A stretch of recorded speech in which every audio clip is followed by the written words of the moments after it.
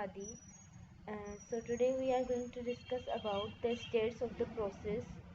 क्योंकि हमें पता है कि हमारे कंप्यूटर में जो है ना बेसिकली अगर कोई भी प्रोसेस जो है ना एग्जीक्यूट हो रहा है, ठीक है, तो उसकी डिफरेंट स्टेट्स होती हैं। उस पूरी मीन्स उसे हम स्टेट्स कह सकते हैं या उसकी लाइफ साइकिल कह सकते हैं कि वो जब प्रोसेस उन सब मरहलों से गुजर के हमारा पूरा एग्जीक्यूशन उसकी किस तरह से हो रही है, ठीक है।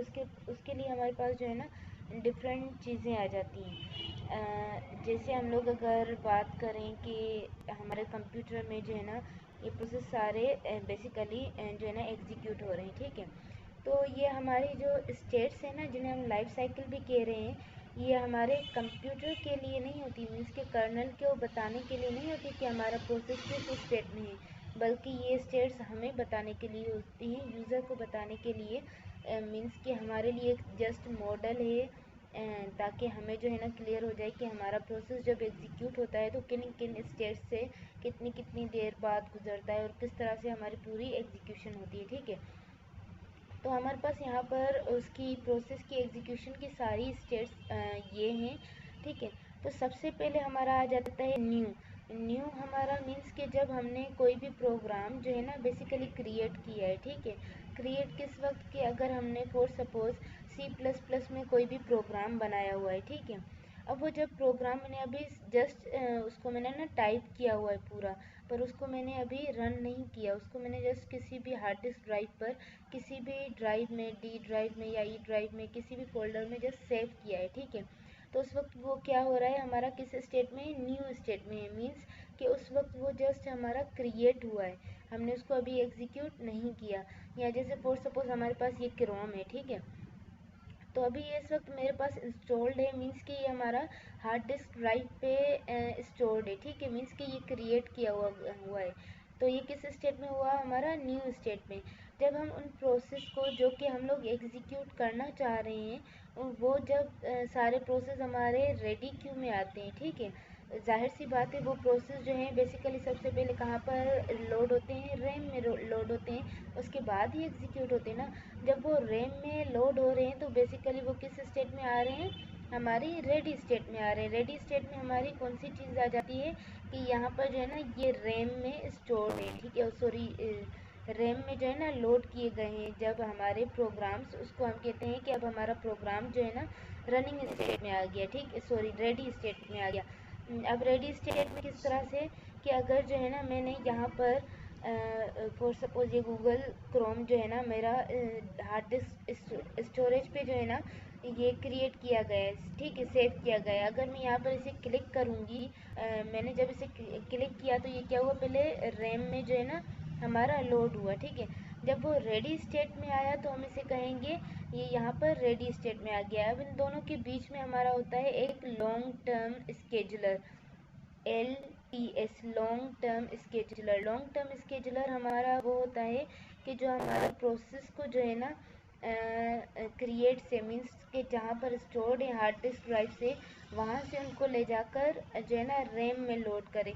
यहाँ पर हमारा कॉन्सेप्ट वो भी मल्टी प्रोग्रामिंग वाला जो है वो भी यूज़ होता है कि मीन्स हम चाहते हैं, मल्टी प्रोग्रामिंग में हमने क्या डिस्कस किया था कि मल्टी प्रोग्रामिंग में इस तरह से होता है कि हमारा जो है ना हम चाहते हैं हार्ड डिस्क ड्राइव से जितने ज़्यादा हमारे प्रोसेस हो सके हम उनको रैम में जो है ना लोड करवा लें। हम चाहते हैं कि रैम जो है ना खाली ना रहे, रैम जितनी ज़्यादा भर सकती है हम उसको भर लें, मीन्स के जितने, क्योंकि उससे क्या होगा, मल्टी प्रोग्रामिंग से हमारी CPU की यूटिलाइजेशन इंक्रीज़ होगी ना।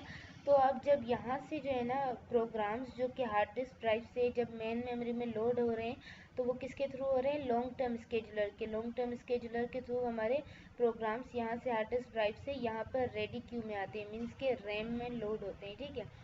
अब जब वो रेडी क्यू में आ गए, अब हमारे पास नेक्स्ट स्टेप कौन सा होगा, रनिंग स्टेप। अब हमारा डिपेंड करता है कि हमारी डिवाइस जो है ना यूनी प्रोसेसर है या multiprocessor. Uniprocessor means कि हमारा जो है ना डिवाइस का एक प्रोसेसर है, और हमें पता है कि एक प्रोसेसर एट ए टाइम जो है ना एक ही प्रोग्राम को रन करता है, उससे ज़्यादा को रन नहीं करता, ठीक है।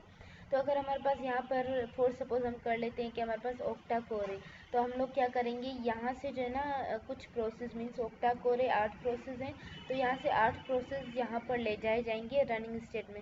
बट यूजुअली क्या होता है, हमारा यूनी प्रोसेसर ही यूज़ होता है। मीन्स के जब हम समझा रहे होते हैं तो हम लोग क्या इमेजिन कर रहे होते हैं कि हमारे पास यूनी प्रोसेसर डिवाइस है। तो जस्ट अगर हम लोग सिंपल ये इमेजिन करें कि हमारे पास यूनी प्रोसेसर डिवाइस है, मीन्स कि यहाँ पर एक प्रोसेसर है, ठीक है।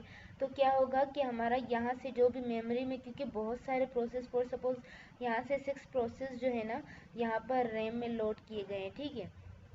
अब जाहिर सी बात है, अगर हमारे पास एक प्रोसेसर है तो एट ए टाइम एक ही प्रोसेस रन होगा, उससे ज़्यादा नहीं, ठीक है। तो उन 6 में से किसी भी एक को यहाँ से रेडी क्यू से ले जाकर रनिंग स्टेट में ले जाया जाएगा, ठीक है। अब जब वो रेडी स्टेट से हमारा रनिंग क्यू में आया, ठीक है, जब वो एक्चुअली एग्जीक्यूट कर रहा है, तो उसे हम कहते हैं शॉर्ट टर्म स्केजुलर, STS, ठीक है। शॉर्ट टर्म स्केजुलर मीन्स के जब रेडी स्टेट से हमारे रनिंग स्टेट में प्रोग्राम्स आए तो वो किसके थ्रू आते हैं, शॉर्ट टर्म स्केजुलर के थ्रू आते हैं, ठीक है। अब जब रनिंग स्टेट में वो आ गए, अब हमारा डिपेंड करता है कि हमारा वो प्रोग्राम या तो पूरा का पूरा एग्जीक्यूट होकर टर्मिनेट हो जाएगा, ठीक है। अब टर्मिनेट क्या होगा कि जब वो टर्मिनेट होगा ना, अब यहाँ पे क्या हो रहा है, बेसिकली रेडी स्टेट से जब वो सबसे पहले यहाँ पे न्यू से जब वो रेडी स्टेट में जा रहा है, तो हम लोग इसे क्या कर रहे हैं कि एडमिट कर रहे हैं। हम लोग बेसिकली यहाँ से लेकर उसे जब रेडी स्टेट में ला रहे हैं ना, तो हम लोग उसे क्या कर रहे हैं, एडमिट कर रहे हैं, ठीक है। हम लोग उसे न्यू से मीन्स जहाँ पर क्रिएट किया गया है वहाँ से जब रेडी क्यू में ला रहे हैं, तो हम लोग उसे एडमिट कर रहे हैं। लेकिन जब हम लोग क्या करेंगे, रेडी स्टेट से उसे जो है ना यहाँ पर ले जाएंगे रनिंग स्टेट में, तो हम उसे कहते हैं डिस्पैच। मीन्स कि यहाँ पर हम लोग क्या कर रहे हैं, शॉर्ट टर्म स्केजुलर में बेसिकली हमारा क्या हो रहा है, डिस्पैच हो रही है। मीन्स कि यहाँ पर हमारा डिस्पैच हो गया, ठीक है।